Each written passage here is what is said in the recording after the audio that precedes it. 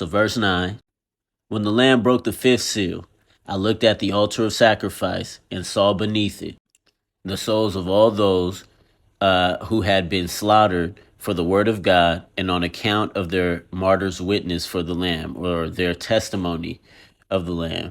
So what John is saying is he saw the souls of those who had been martyred, and they're under this altar of sacrifice.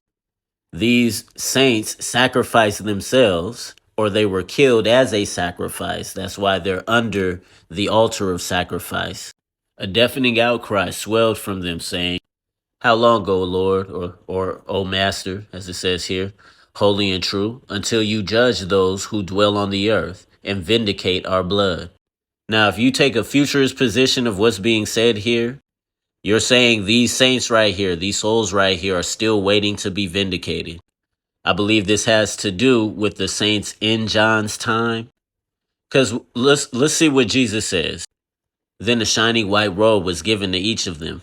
They were told to rest a little while longer until the time when their brothers and sisters, their fellow servants, would be murdered, even as they had been, fulfilling the number of the martyrs.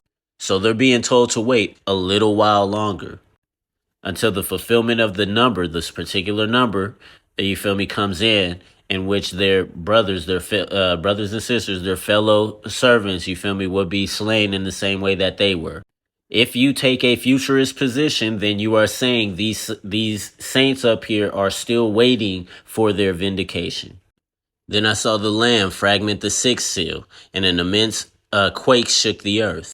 The sun became sooty, as black as sackcloth, and the moon turned to blood, and the stars fell from the sky, crashed into the earth, like the unripe fruit of a fig tree when shaken by a gust of wind. Heaven itself recoiled like a tightly wound scroll, and every mountain and island heaved and shook.